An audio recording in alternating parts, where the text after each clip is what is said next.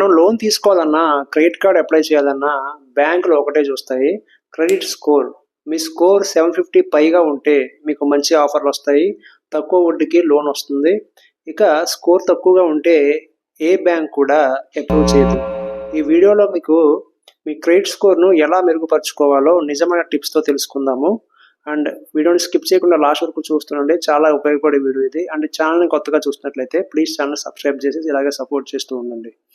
And number 1, credit score అంటే ఏమిటి? First of all, ఇది మీ ఆర్థిక నైతికతను బట్టి మీరు గతంలో ఎలా లోన్లు రీపే చేశారో, బిల్లులు టైంకి కట్టారో అన్న దాని ఆధారంగా తయారవుతుందన్నమాట.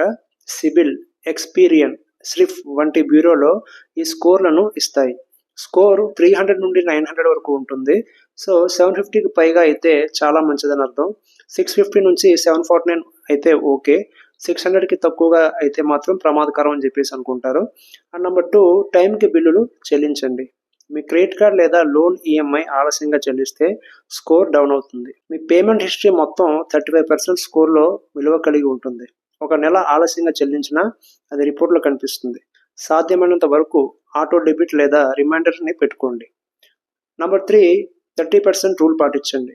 మీ కార్డ్ లిమిట్ ఎంత ఉందో అందులో 30% లోపే వాడండి. ఉదాహరణకి 1,00,000 లిమిట్ ఉంటే 30,000 లోపలే కట్ చేయాలి.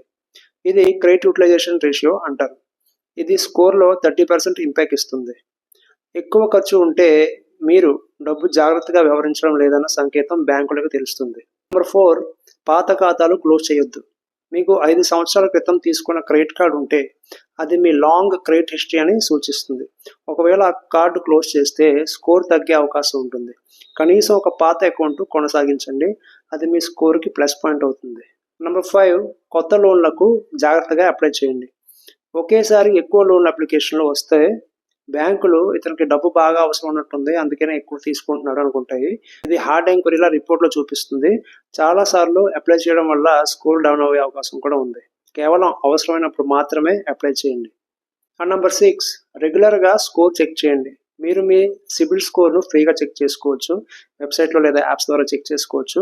కొన్ని సందర్భాల్లో రిపోర్ట్లో తప్పులు కూడా ఉంటాయి. ఉదాహరణకి పేమెంట్ చేసిన అన్పెయిడ్గా చూపించవచ్చు. అలాంటప్పుడు వెంటనే రిపోర్ట్ చేయండి, లేదంటే స్కోర్ పడిపోతుంది. సో ఫైనల్లీ ఇవే మీ క్రెడిట్ స్కోర్ పెరగడానికి పనికొచ్చే స్మార్ట్ టిప్స్ అనమాట. ఇవి ప్రాక్టికల్గా ఫాలో అయితే మీరు 6 నెలల్లో మంచి స్కోర్ని సాధించవచ్చు. ఒక్కసారి మంచి స్కోర్ వచ్చాక లోన్లు, క్రెడిట్ కార్డులు తక్కువ వడ్డీ అని మీ వెంట పడతాయి.